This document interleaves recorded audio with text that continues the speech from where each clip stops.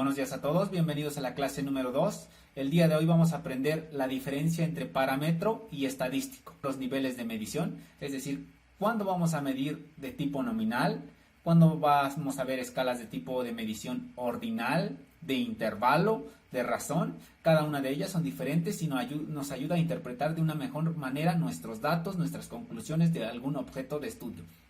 Además de ello, vamos a mencionar los tipos de datos, las diferencias, es decir, cuando estamos hablando de datos cuantitativos, cuando de datos cualitativos. Dentro de los cuantitativos vamos a mencionar algunos ejemplos de forma sencilla, de forma práctica, de los datos de forma continua, de forma discreta, para que a partir de hoy los distingas de forma lo más sencillo posible. Comenzamos.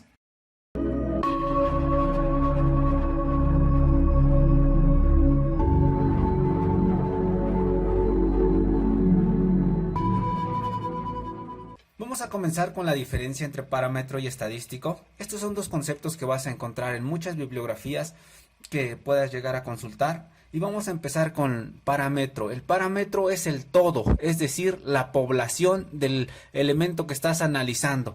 Para el caso del estadístico va a ser una parte de la población, es decir, acá vamos a estar hablando de muestreos. Vamos a anotar un pequeño concepto para nuestro parámetro y posteriormente mencionamos algunos ejemplos.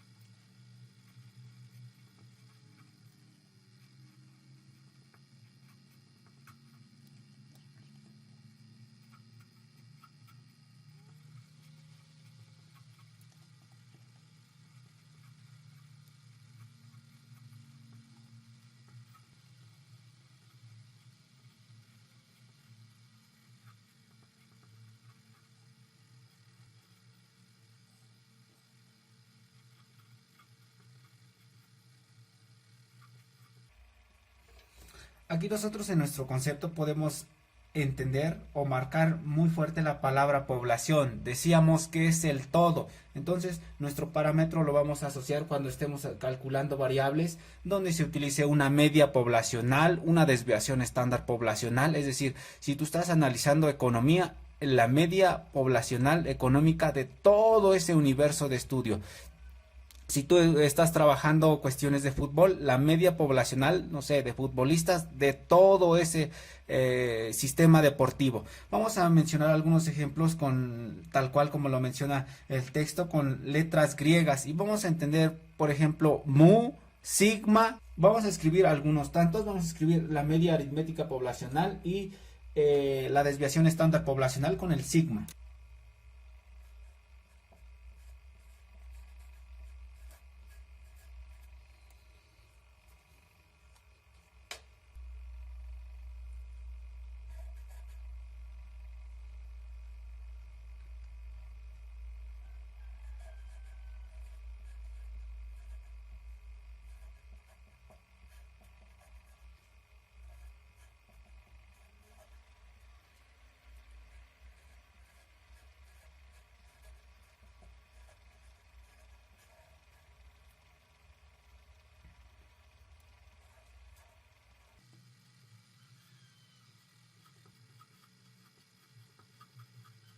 Aquí nosotros ya tenemos la desviación estándar poblacional y se refiere qué tanto se aleja de la media ese conjunto de datos que estás estudiando. Vamos con nuestro estadístico. Nuestro estadístico decíamos que va a ser lo mismo, una medida descriptiva que tenga gran representatividad de los datos, pero de una muestra.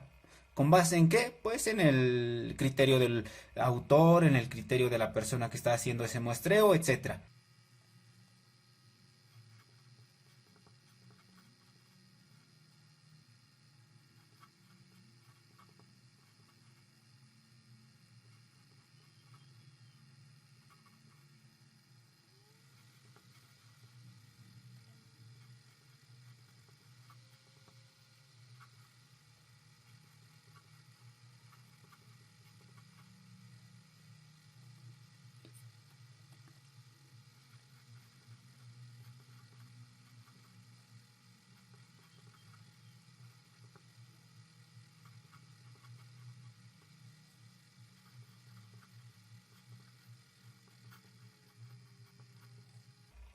Aquí ya lo tenemos, nos dice que se va a tener una sintaxis simbolizada a partir de letras del abecedario, muy importante, que van a ser en minúsculas, es decir, por ejemplo, la media aritmética de una muestra, vamos a tener como X barra la desviación estándar con una S. Vamos a mencionar ejemplos también acá. Y vamos a mencionar algunos. Aquí en nuestra mu, este no es M, es mu. Vamos a anotarlo también como mu barra. Y también acá vamos a anotar, decíamos, la X, pero la X en minúscula y con barra. Significa la media aritmética.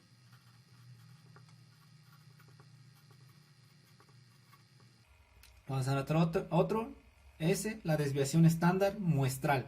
Media aritmética muestral, vamos a ponerla acá también.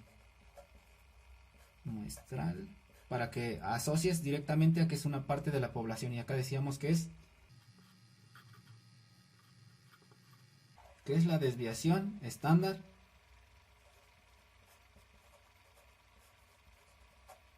muestral. ¿Listo? Ya lo tenemos. Ese sería el ejemplo. Vamos a mencionar, vamos a representarlo ahora, pero con dibujo. Misma dinámica de la vez pasada. Nosotros vamos a tener en una figurita una población.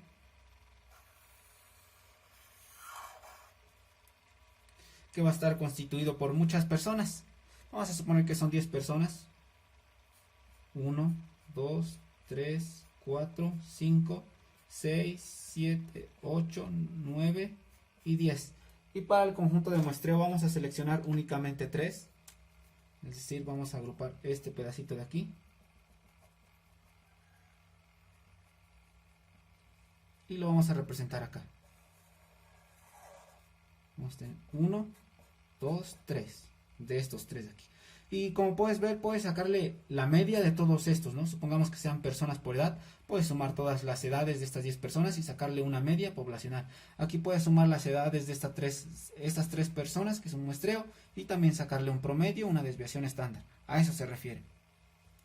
Entonces, vamos a anotar simplemente la referencia al título y posteriormente estaríamos terminando. Tenemos población.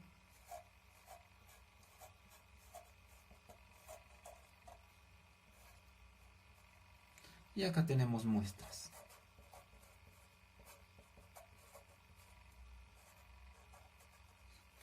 Bien, hemos terminado nuestra primera hoja. Vamos a la siguiente hoja para continuar las ramas de la estadística. Vamos a continuar con las ramas de la estadística. En las ramas de la estadística únicamente vamos a tener dos: la estadística descriptiva y la estadística inferencial. Vamos a anotarlo.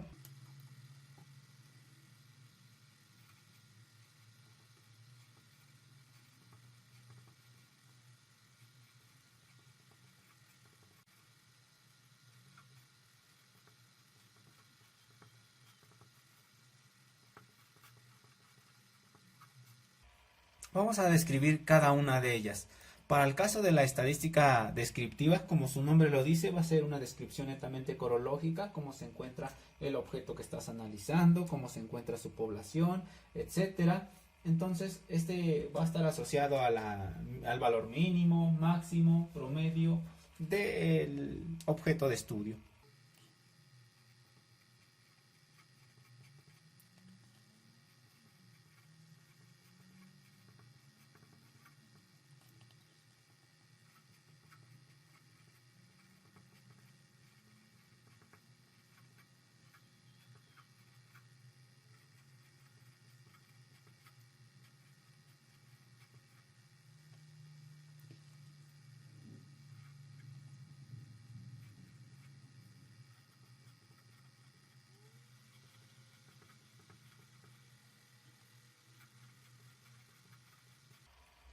Aquí ya lo hemos anotado, nos dice que va a analizar el conjunto de todos los datos, es decir, toda la población como tal, y a partir de ello va a analizar unos parámetros a lo mejor un poco sencillos, pero van a extraer conclusiones valederas. ¿Qué quiere decir valederas? Que van a ser conclusiones verdaderas en función del objeto de estudio. Por ejemplo, la media de la economía en México se distribuye de tantos salarios a tantos salarios, ¿no? O bien mencionando solamente un salario.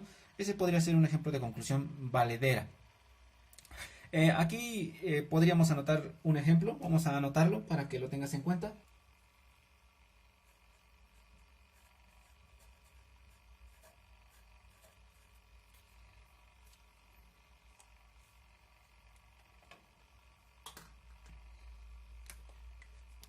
el rendimiento académico de todos los estudiantes del TESJO, de la UNAM, etcétera.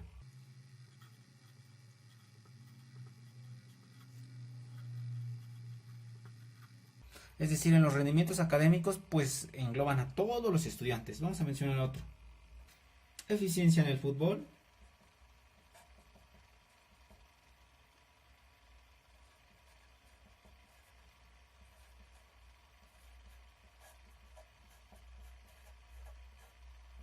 Aquí está.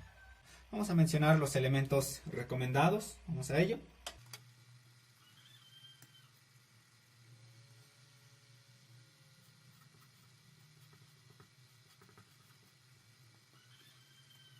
Por ejemplo, vamos a tener el valor mínimo, valor máximo, la media, la desviación típica.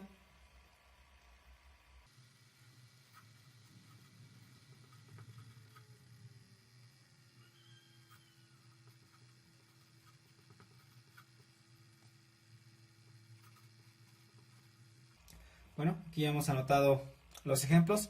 Vamos a nuestro caso de la estadística inferencial. En la estadística inferencial parte de un supuesto de muestreo, es decir, si sacas la media de un muestreo, lo va a asociar con la probabilidad de que sea la media de toda la población. Es decir, si tú sacas la media de un muestreo, lo va a asociar como si fuera la media poblacional. ¿En función de qué? De la probabilidad. Vamos a anotar su concepto.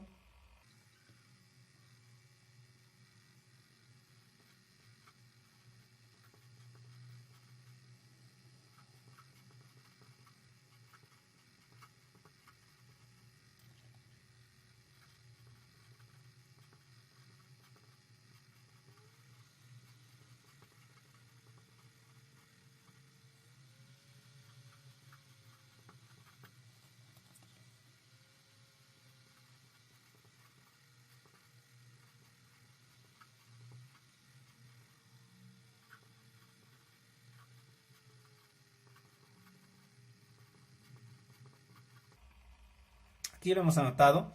Nos dice lo que acabamos de mencionar. Parte de el objetivo de obtener determinadas conclusiones poblacionales. Para ello se va a apoyar de lo obtenido de una muestra representativa. Lo mencionábamos. Vas a obtener una media, una desviación estándar muestral.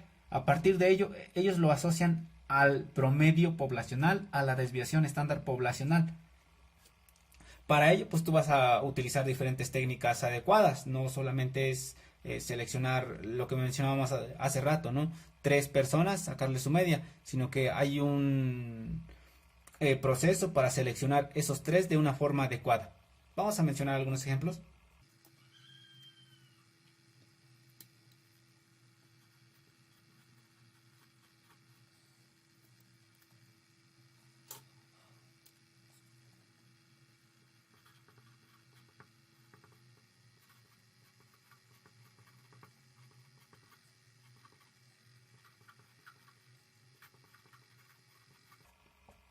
Aquí hemos anotado un ejemplo, el tratamiento con nuevos fármacos.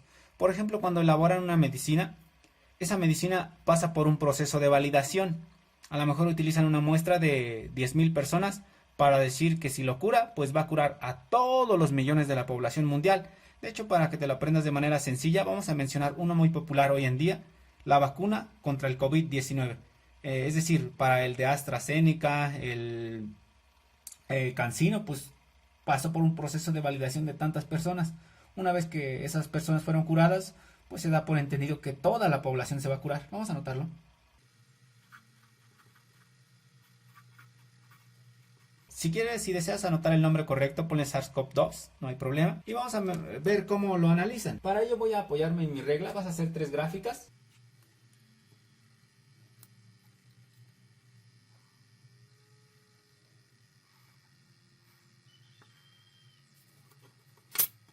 Aquí tienes unas líneas y en esas líneas vamos a representar márgenes de probabilidad. Normalmente se asocia con la campana de Gauss, que es más o menos pues literal, ¿no? En forma de campana, entonces te recomiendo que lo vayas haciendo. Vas a tener esta forma. Por aquí se me mueve mi hoja.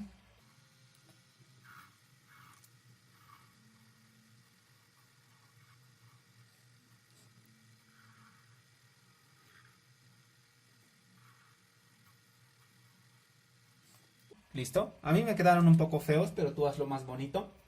Vas a tener, decíamos, ¿no? La probabilidad de que sea representativo para toda una población en función de una muestra representativa. Pues vas a hacer estudios con, por ejemplo, con la vacuna CanSino, que tiene algunos, dicen de 60%, algunos de 94%, otros de 91%. Normalmente para estadísticas se utilizan estos tres umbrales, te los menciono. Vas a tener umbrales de 90% normalmente.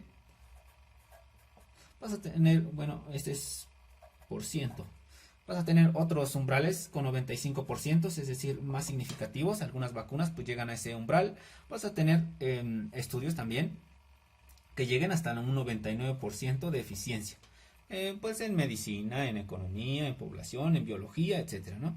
Y para ellos pues significa que hay un pedacito de error, ¿no? Por ejemplo, este de 90 hay un 10% de error. ¿Qué quiere decir? Que tú vas a tener un margen de error tanto que, por ejemplo, con la vacuna que los mate o que los cure, ¿no? Vamos a suponerlo de esa forma, ¿no? Es decir, vas a tener un umbral de 5% de error de que sea exagerado.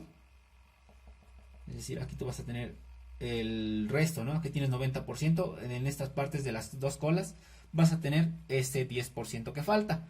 Para el caso del 95%, pues acá vas a tener 2.5 de error y acá vas a tener otros 2.5 de error. De esa forma, suma 100. Y para el caso de acá, que sería un sentido muy soñado, porque la eficiencia llega hasta el 99%, vas a tener pues un umbral de error de 0.5 de la cola derecha y 0.5 de la cola izquierda.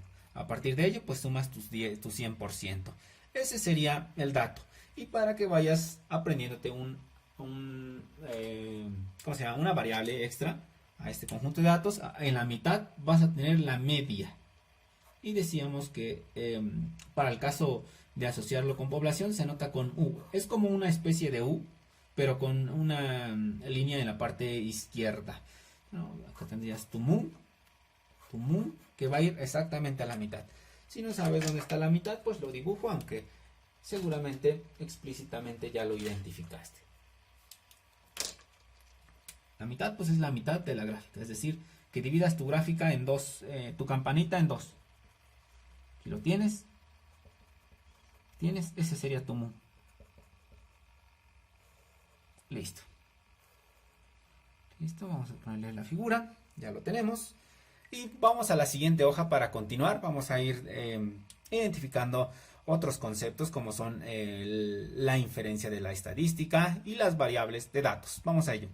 Vamos a nuestro siguiente apartado, la estadística inferencial. Este es un elemento muy fácil, muy sencillo. Vamos a mencionar en la parte izquierda la estructura y de este lado mencionamos un ejemplo. Vamos a ello.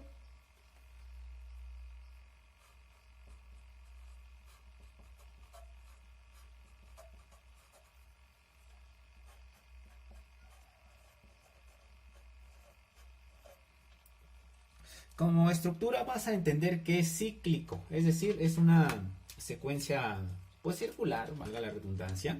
Entonces vas a tener en un primer plano la población. Entonces anota en letras muy grandototas población. Mencionarlo por aquí.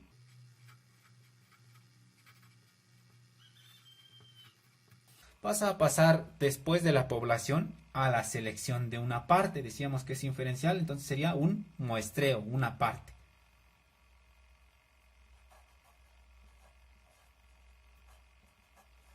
Muestra. Después de la muestra decíamos que seleccionabas poquititos de la población y sacabas estadísticos. Entonces aquí vas a poner cálculos estadísticos, la media, la mediana, la desviación estándar, etc.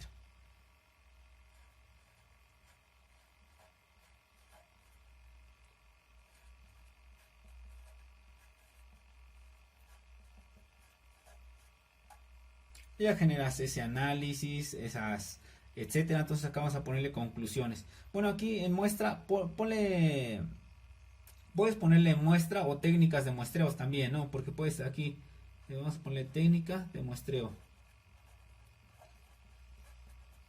¿Por qué técnica de muestreo? Porque hay pinado aleatorio o a criterio propio, y ya después seleccionas uno, seleccionas tu muestras, pasas a cálculos estadísticos y finalmente pues las conclusiones. Listo. Ese sería en forma teórica la tal cual debes seguir. Entonces pasarías de este paso a este paso de acá. Después pasas a los cálculos estadísticos, generas todas tus operaciones, sacas conclusiones, etcétera. Si tus conclusiones no son adecuadas, pues hay que volver a analizar la población. Entonces aquí podría regresar, dependiendo de tu objeto de estudio. Bueno, vamos a mencionar un ejemplo. La población de estudiantes, ¿no? Vamos a suponer que tienes una población de 300 estudiantes. Vamos a mencionarlo por acá. 300 estudiantes. Después tienes que hacer un muestreo. Vamos a hacer un muestreo aleatorio.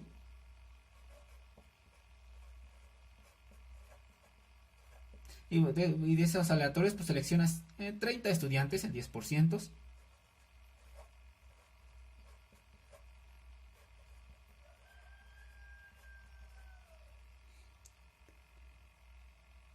De esos 30 estudiantes, saca su media. Bueno, ya dibujé la línea, ¿no? Vamos a suponer que tienes una media de calificaciones. Bueno, buena pregunta, ¿no? 300 estudiantes, ¿para qué? Vamos a suponer que este es un ejemplo de calificación.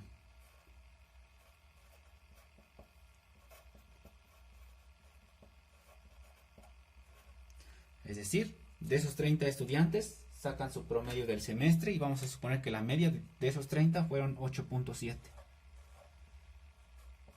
Vamos a suponer que la desviación estándar fue de 0.08.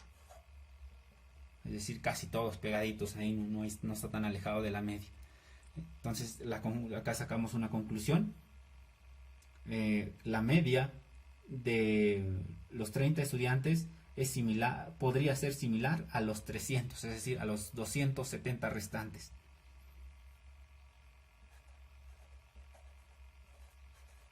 La media de 8.7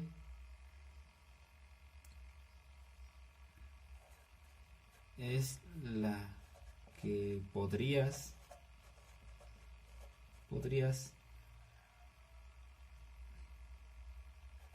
ver en los 270 estudiantes, ¿no? Vamos a dejarlo así porque ya quedó un poco feo. Únicamente vamos a hacer la unión. De acá pasa para acá. De acá pasa para acá. De aquí pasa a este. Y de este decíamos que si la media está muy raro, pues hay que volver a analizar los datos. Listo.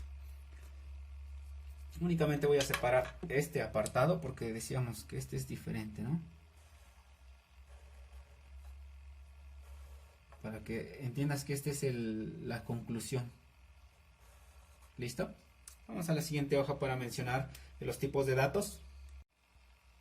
Vamos con las variables de los datos. En las variables de los datos va a ser la información que se obtiene del estudio. ¿Del estudio de qué? Pues de lo que estás estudiando: gastronomía, turismo, economía, población económicamente activa, lo que tú desees. Entonces va a ser información que se obtiene de un estudio.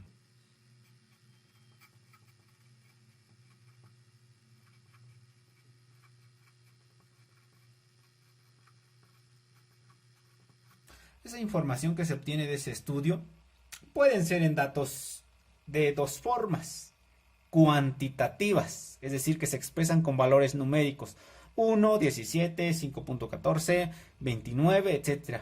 O cualitativas, por ejemplo, van a expresar atributos o características: azul, blanco, verde, negro oscuro, verde azul, baja, muy alta, etc.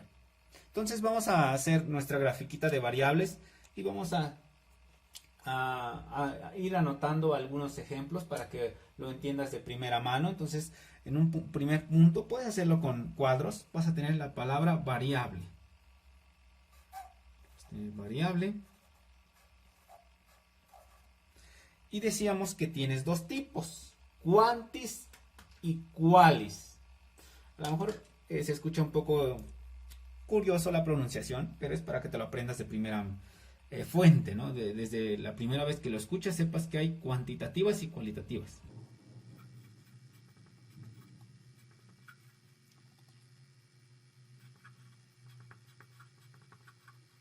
Listo. Desde hoy ya sabes que existen dos. Y vamos a mencionar pues la característica principal, ¿no? Cuantitativas, valores numéricos.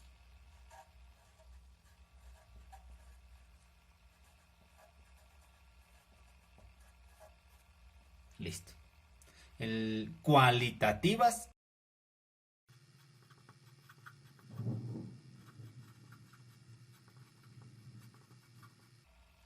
Listo. Ahora bien, dentro de las cuantitativas puedes encontrar más cosas. ¿Cómo qué? Como discretas o continuas. En las discretas vas a encontrar valores enteros, es decir, que los puedes contar 1, 5, 15, 17, 29, 35, 51, 1154, 3.514.852 es un valor entero. Y en las continuas vas a encontrar con punto decimal. Por ejemplo, el tiempo que demora una persona, 5 horas, 14 minutos con 15 segundos. Pero no puedes decir, por ejemplo, hay 2 personas y medias. Para eso se ayuda. Vamos a mencionar los dos.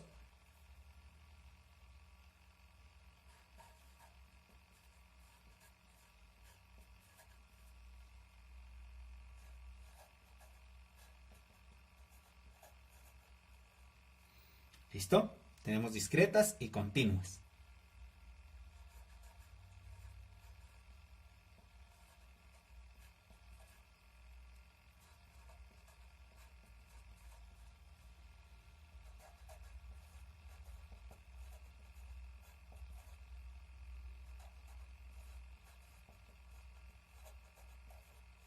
Listo. Conteos 1,5, mediciones 3,14, 5 centímetros con 12 milímetros, por ejemplo.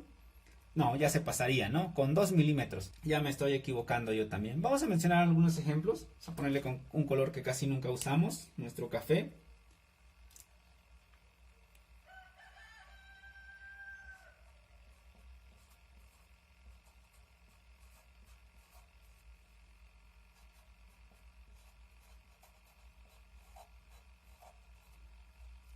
Por ejemplo, número de pisos de un edificio.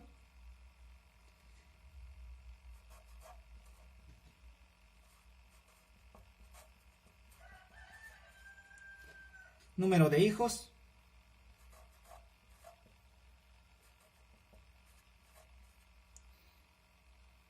Número de clientes, que a ustedes va a ser muy esencial para turismo. Si tú eres de ingeniería, pues conteos de alfileres, de tuercas, de tornillos, etcétera. Si eres de biología, número de animalitos, número de leones, número de elefantes, etcétera. Vamos con las continuas, ¿no? Porque pues puedo decir, entonces, ¿cuáles son las continuas? Decíamos que el tiempo, vamos a ponerle aquí entre paréntesis 1 hora, pues que sea a las 3:12 con 11, ¿no? Puede estar un poco raro mi formato, pero son las horas, los minutos y los segundos. ¿Listo? La estatura de una persona. Vamos a ponerle 1,72 centímetros. Listo. Aquí vamos a corregirlo, ¿no?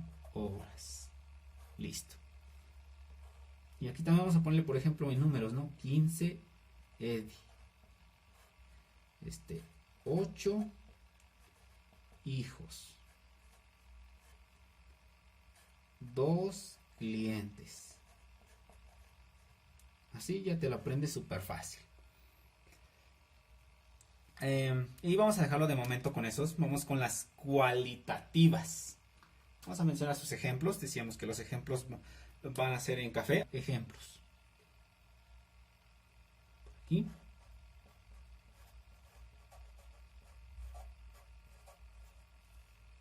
Pues para no errarle entre colores, pues el género de las personas.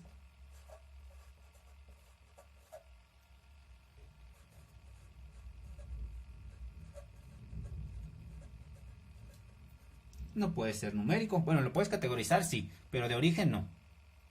El color de una prenda.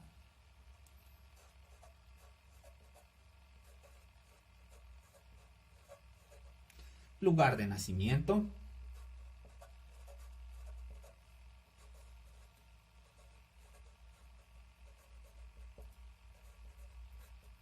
Ahora bien, aquí en la descripción del video vas a encontrar algunos ejemplos, bueno, más que unos ejemplos, que tú ayudes a identificar de qué variable es, ¿no? Para que vayas practicando. Vamos a la siguiente hoja para continuar. Vamos a continuar con nuestro siguiente concepto, los niveles de medición. Puedes encontrarlo como escala de medición, depende si consultas algunas bibliografías. Por aquí en pantalla te dejo algunos libros para que puedas expandir tu área de conocimiento, ¿no? Vamos a mencionar un pequeño concepto. ¿Qué son los niveles de medición? Pues es un instrumento de medida a partir del cual se le van a asignar valores a los datos estadísticos. Vamos a anotarlo.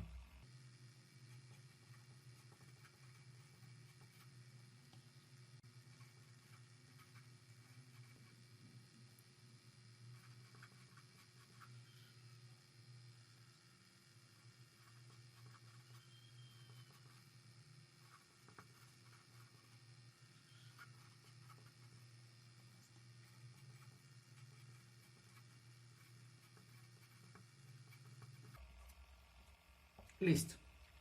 Dice que de acuerdo al cual se le asignan valores a nuestros datos estadísticos.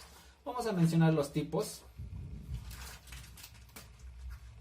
De manera general vamos a tener 4 para que vayas haciendo tu hoja de cuaderno en 4 secciones. La clase de hoy está un poco larga y vamos a tener nuestro primero, que va a ser nominal. Anótalo. Nominal, ya lo tenemos. Vas a tener un segundo que va a corresponder al ordinal. Este pinta mejor. Vamos a la siguiente, de intervalo. Nos vamos al número 4, de razón.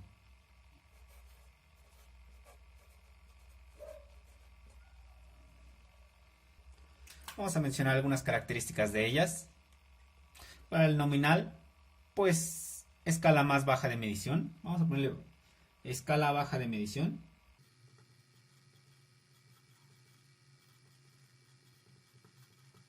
Vamos a mencionar un ejemplo. Aquí te puedes categorizar.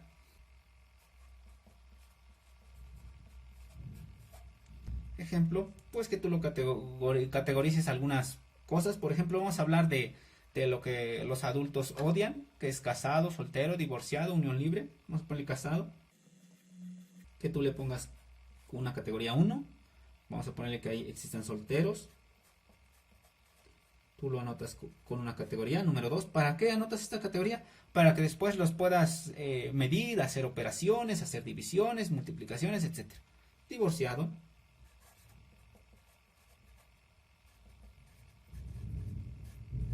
Vamos a dejar esos 3 de momento. Vamos a la siguiente. Nuestra escala ordinal. Este ya está un poco mejorcito. Este conjunto de datos puede clasificar y ordenar un conjunto de datos. Está por encima del nominal.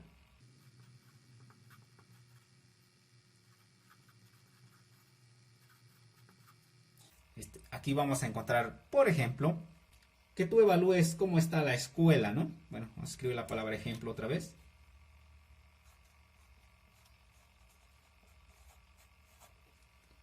Imaginemos que tú estás evaluando la educación.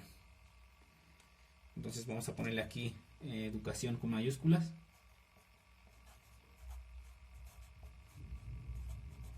Vamos a suponer que estás evaluando la importancia y tú lo vas a evaluar con diferentes escalas. Que el 1 sea muy no útil.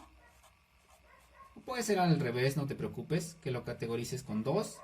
Que sea poco útil. Y 3, útil. Este lo has visto en encuestas de turismo, que sea muy bueno, muy malo, regular, extremadamente recomendable, no recomendable, etc. Vamos a nuestro punto número 4, de intervalo. De intervalo, pues vamos a tener una diferencia entre dos números.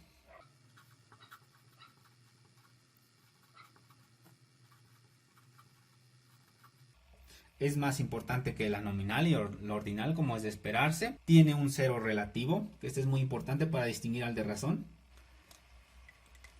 Aquí nosotros vamos a tener un cero relativo, es decir, hay valores por debajo de ese cero. Puedes tener 20, pero también puede tener menos 20.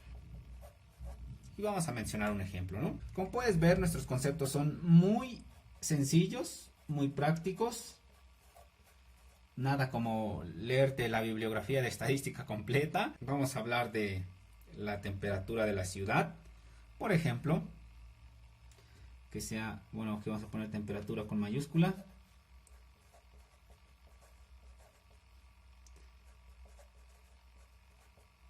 Acá vamos a ponerle estado, ¿no? Con mayúsculas para que, pues que, bueno, con mayúsculas. Quede un poco más completo, es decir, estamos hablando de estados de las personas, estado casado, soltero, porque también puede ser estado de la república, ¿no? En educación, en temperatura. Puede que sean 20 grados Celsius. Que tengas otro pueblo con 25 grados Celsius. Como te das cuenta, aquí estás hablando de grados Celsius, ¿no? 20 grados Celsius, 25 grados Celsius, pero también puede existir valores negativos y es aquí donde tienes que analizar ese cero relativo. 20 grados, 25 grados, pero también vamos a anotar menos 25. Que sea una temperatura súper fría, ¿no? Y vamos a nuestra última unidad, la de razón. Aquí hay un cero absoluto. Vamos a ponerle escala más alta de medición. Escala más alta. Escala más alta de medición. Y decíamos, tiene un cero absoluto.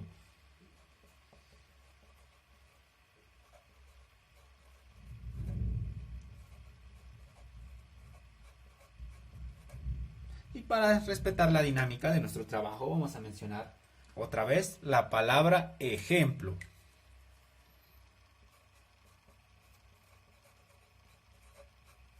¿Listo? Ya lo tenemos.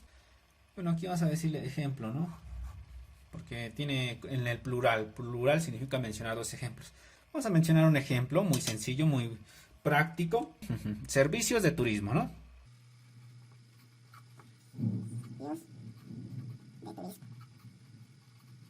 Y pues lo va a expresar en costos. Es decir, tú no le puedes dar a una persona cuesta menos 20 pesos.